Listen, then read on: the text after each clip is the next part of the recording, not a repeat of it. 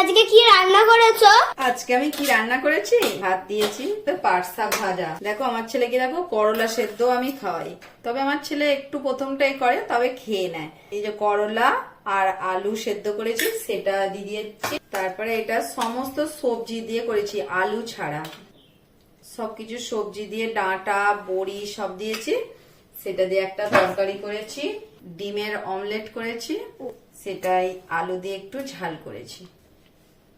গুবলু তোকে বড় ডিমটাই দিয়েছি, দেখ এত গরম পড়েছে তাই তো টকের ডাল অবশ্যই রাখতে হবে। এরকম আম দিয়ে টকের ডাল করেছি, একটু সর্ষে আর শুকনো লঙ্কা ফোড়ন দিয়ে করেছি এটা, সাথে 1 গ্লাস জল। কেমন লাগলো বন্ধুরা তোমরা একটু কমেন্ট করে বলো। গুবলু তোর কেমন লেগেছে? আমার তো খুব ভালো লেগেছে, তোমাদের কেমন লেগেছে অবশ্যই বলবে।